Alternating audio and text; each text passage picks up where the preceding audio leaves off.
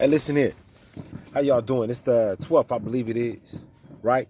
Let me talk to y'all right quick about something. I want to talk to y'all about all the, I want to talk to the people who are confused. I want to talk to all the blacks who seem to be confused, like, about all the stuff that's going on and feel like this is something new and it's only happening in their time. And like, you always hear stuff about, the world is coming to an end and stuff like that. And I'm not saying nothing to nobody about that. I'm saying this about the confusion that some blacks may have about why things are so much. Like I just heard somebody got killed in Atlanta. Another black man just got killed in Atlanta by the police officer. I just heard that. I'm not sure if it happened. That's just what I heard. But for people that's out there hearing that information, for that black mother that got them kids at home that might not have a father with them, I want to hear this information. I want you to understand something. For the black man that's out in the street, you understand me, that don't completely understand what's going on with him, I want you to understand this, Um, the psychology, man, is what's important about what's going on with us. You know, we can feel, black people, we're feelers. For the most, we have antennas to life and to earth and things like that. And we seem to feel things differently. We seem to experience life differently. You understand what I'm saying? And with that being said, like, we don't need light in order to understand what's going on with us necessarily. You know, we kind of feel earth. But with that being said, listen, I don't want to go too deep. I want to say this, this is the point. For all those out there who hurt and confused and don't understand what's going on right now, I'm going to tell you this. If you want to figure out what's going on right now, you want to get an answer, it's a better understanding of why black men are being killed by police officers and it seems to be okay, why black women are being killed by police officers and it seems to be okay, why black men and women are being killed by everyday non-black people and it seems to be okay. It's not your fault. I want you to know that first off and foremost. It's not okay. This is these people, man. This is how these people think. And this is nothing new. These people have not just started thinking like this. You understand what I'm saying? We want to be their friends, but it's not working for us in that manner. So we have to think about what it is that we want to do about that. It's not about what they got going on. It's not about what they doing. It's not about how many black men they kill. It's about how we respond as black men and black women. How do we respond? What life, what generation do we want to pass on to our kids and our kids' kids? We received a society here in America as black Americans. We received a society here in America from our ancestors. And not our ancestors in far, but our ancestors in the 1950s, 1960s, 1970s. The blacks of the 50s and the 60s and the 70s civil rights movement, they gave us a reality that we had to live in as 80s and 90s and 2000, 2019 babies and 2000, teen babies. It's the society that we live in today, and this is the society we live in today. And it's because of the way that blacks have stand thus far here in America. And that's just the truth of the matter. They say they have Black Wall Street, and they say they have Tulsa, and they say that a lot of places where blacks were really thriving. They say Illinois is supposed to be a black state because blacks will be able to thrive. But over time, things have been taken from blacks, things have been affected upon blacks, things have been put upon blacks by governments, by those in power, those who support those in power, and by the people. I'm going to tell you a little bit about the Bacon Rebellion in a little while, one day. I'm going to talk to you about the Bacon Rebellion so we can really talk about what's up with these people, like where these people really come from. Just like I talked to you, the Bacon Rebellion got a lot to do with how I reported about the Hispanics. And now the population of Hispanics are now considered white. Certain population of Hispanics. But it's not new. They didn't just start doing that. But listen to the point. I want to talk to y'all today about the Star Spangled Banner. The reason I'm talking to you about the psychology of how these people believe, because I want to go back to history. And I think history is the greatest way to understand what's going on because it lets you know that what you're going through ain't brand new. Black people, what we going through right now in 2020 is not brand new. This is not something they just came up with. They've been doing they've been running the same old game on us. It's as simple as that. They just changed the faces, but they've been running the same game. And I want to bring that to the Star Spangled Banner. Now, everybody know about Colin Kaepernick. Everybody know about, the plight he had and losing his job and so forth and so on because he decided to take a knee during the Star Spangled Banner, right? because he felt that injustices were done unto this earth and unto this American soil, unto black people. And the Star Spangled Banner was representing something that he didn't actually see in society. But it's deeper than that. The Star Spangled Banner is a very long song. If we sing a Star Spangled Banner in class and we salute the flag, but the Star Spangled Banner is a very long song. We only sing a small portion of it. You understand what I'm saying? There's another verse to it. The Star Spangled Banner was written by one person. It was written by one man. Let me find out if I can find out the author of this dude right quick. The writer of the song, the writer of the Star Spangled Banner was a dude named David L. Bruner and another dude named Francis S. Key. These are the authors of the Star Spangled Banner.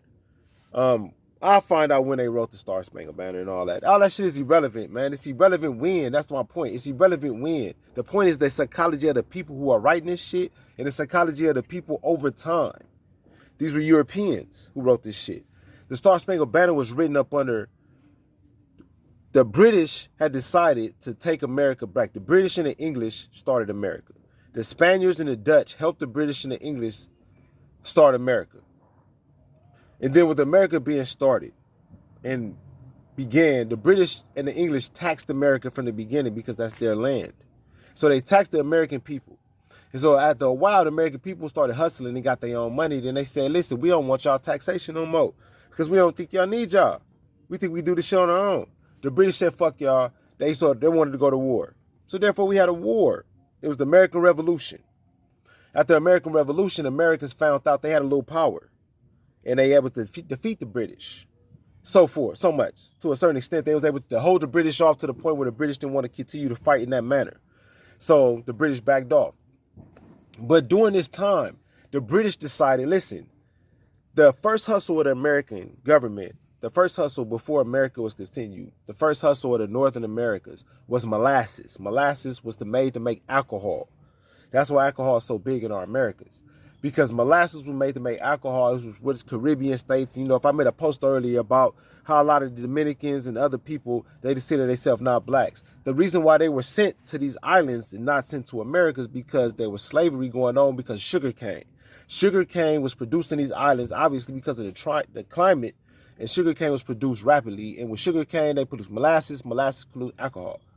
Off the point, though, back to the point of the Star Spangled Banner. The Star Spangled Banner was wrote by a dude. These two dudes supposedly, fuck their names. These two dudes supposedly wrote the Star Spangled Banner because they wanted to kind of a brag. It was really a brag song. How we make our songs about gangs or whatever the case may be. These brag songs. This was a brag. The Star Spangled Banner is a brag song. He's bragging in his song about how war happened. Let me read the part that I want to read to y'all that we don't sing in class, and then we can talk about it. It says here, second verse, on the shores dimly seen, on the shores, where I'm at, on the shores dimly seen through the mist of the deep, where the foes hotly host in dread silence reposes. What is that which the breeze over the tower steep, as it fitfully blows, half conceals, half disclosed? Now it catches the gleam in the morning fist beam. The full glory reflected now shines in the stream. 'Tis the Star Spangled Banner. Star Spangled Banner, talking about the flag. Star Spangled Banner is the flag. Oh, long may it wave over the land of the free and the home of the brave. Land of the free, home of the brave. Now listen to what he was saying about the land of the free, home of the brave. And where is that band who so valiantly swore? Where's that nigga? Where are the motherfuckers who swore that the havoc of war and battle and confusion, a home and a country should leave us no more? You understand what he's saying? Their blood has washed over the foul footsteps pollution. No refuge can save the hireling and the slaves. No refuge can save the hireling and the slave from the terror of the flight or the gloom of the grave. And the Star-Spangled Banner in triumph do it wave over the land of the free and the home of the brave. Let me read one more part. Oh, thus it be ever, when freemen shall stand between the love of home and the war of dissolution. Bliss with victory and peace, may the heavens rescue land. Praise the powers that have made to persuade us a nation, that preserved us a nation. Praise the power that have made and preserved us a nation. This dude was saying that we just found some land and we took it. What the Star Spangled Banner is really saying is that we as Americans, back from a search. I don't want to hear your search. We as Americans, coming from Europe, have found this land, and we are establishing ourselves as America. America was established in 1776. That's when America gained its independence. That's what 4th of July is. Here's a result from the web. That's why we should not celebrate it. You understand what I'm saying? So with that being said,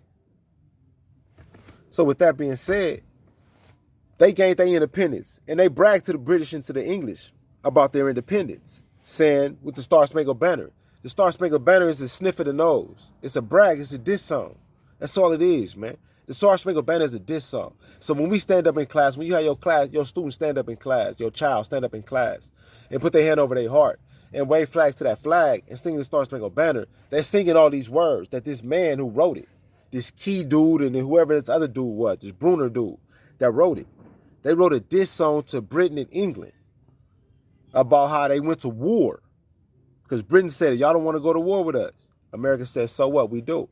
They went to war and they won. The American Revolution. They won to the point where they were able to keep the land without taxation so much.